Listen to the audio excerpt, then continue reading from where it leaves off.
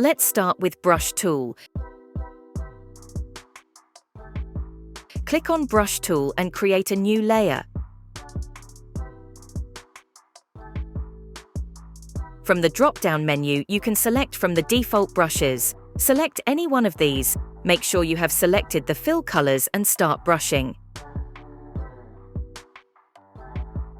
Now we are going to create custom shape. Download the image from internet. It's up to you.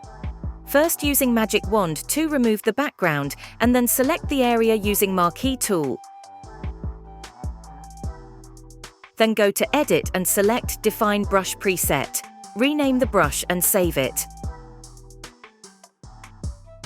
Now go back to previous file and create a new layer. Select your newly created brush and start brushing. From Eyedropper tool, you can pick color from image source and use it in brush.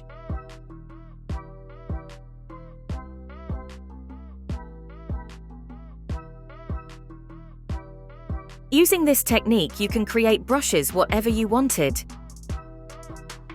Next, we are starting patterns. Patterns are the images that fill the entire area with repeating designs on texture.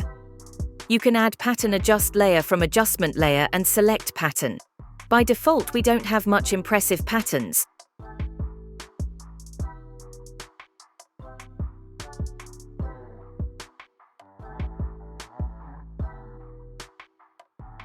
Let's create a first custom pattern.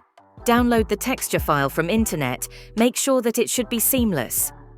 Select the image using Marquee tool and go to Edit and select Define Patterns. Save the pattern file using desired file name.